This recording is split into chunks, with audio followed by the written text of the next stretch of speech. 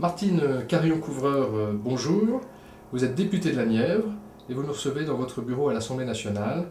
L'UNEA, l'Union nationale des entreprises adaptées, a souhaité vous interviewer pour des questions qui sont vraiment d'actualité.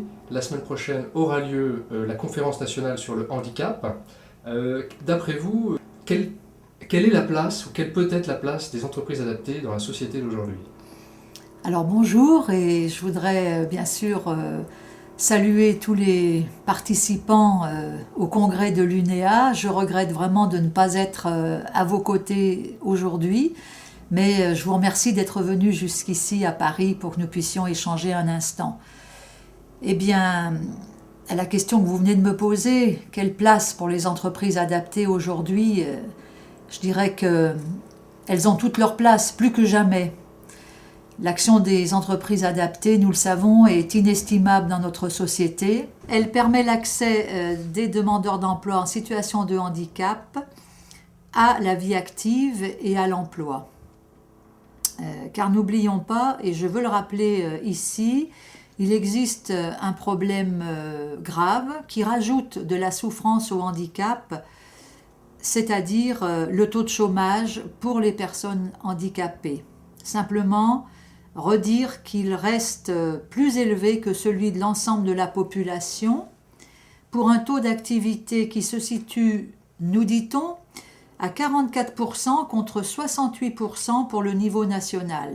Ça veut dire que les entreprises adaptées ont un rôle à jouer et qu'elles le remplissent pleinement. Aujourd'hui, toutefois, nous devons accentuer nos efforts pour que soit mieux reconnue leur place.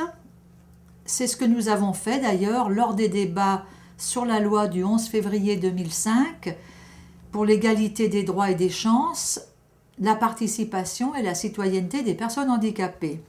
La loi a permis de faire avancer certains points importants attendus par les associations et les personnes handicapées, en particulier sur le fait que tout handicap doit être compensé et que chaque personne handicapée doit pouvoir accéder à l'éducation, la formation et l'emploi.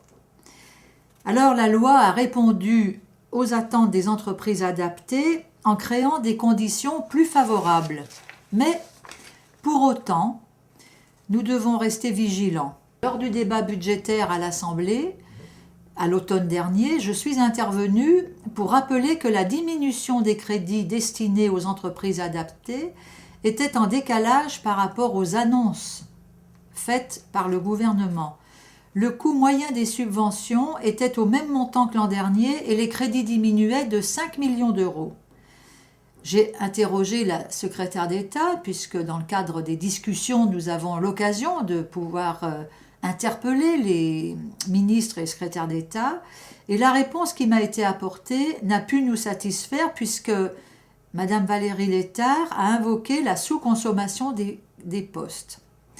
Et donc, je rappelle qu'il est indispensable de maintenir l'aide au poste en rappelant que la sous-consommation n'est pas due à l'entreprise adaptée elle-même, mais est le résultat de la non prise en compte dans le calcul de référence des absences pour maladie ou de l'accompagnement des personnes plus fragiles du fait de leur handicap.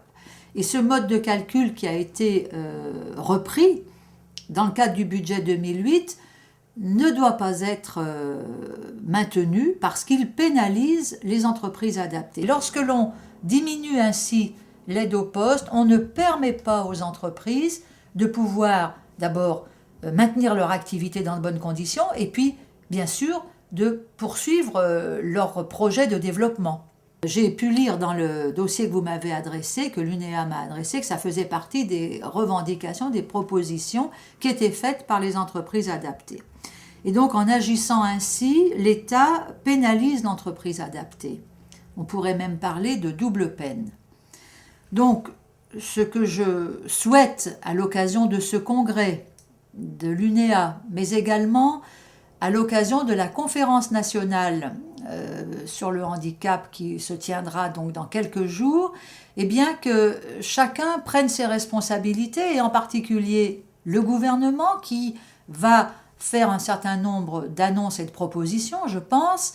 Il faut qu'il puisse entendre les propositions de l'UNEA et permettre ainsi d'avancer dans les meilleures conditions pour que les entreprises adaptées puissent continuer leur action. Il faut absolument que chaque année, elles ne soient pas suspendues à des décisions qui les fragilisent. Il faut absolument leur donner les conditions de réussite et d'accès dans un monde économique aujourd'hui qui est complexe. Donc je pense qu'il s'agit d'engagement de l'État. Il faut que l'État tienne ses engagements. La loi a permis aux entreprises adaptées de trouver leur place. Nous les avons soutenues d'ailleurs au moment du débat dans le cadre du projet de loi. Eh bien aujourd'hui, il ne faut pas que nous les mettions en difficulté à chaque discussion budgétaire.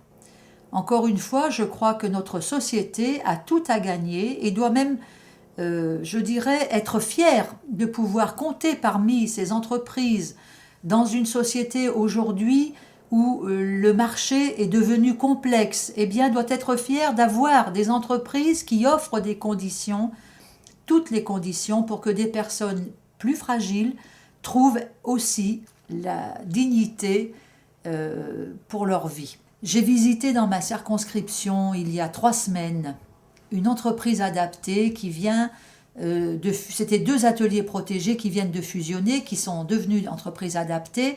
Et je peux dire que je me suis vraiment réjouie de voir, lors de cette rencontre, l'ensemble des entreprises partenaires autour de cette entreprise adaptée, qui occupent chacune à leur place vraiment le terrain économique de ce territoire nivernais, qui développent des activités, qui recherchent ensemble de nouveaux marchés et qui finalement, à un moment donné, eh bien, sont très complémentaires. Eh bien, moi, je crois que c'est comme ça que nous devons avancer et je soutiendrai, tant que je le pourrai, cette démarche parce que c'est l'avenir pour notre société.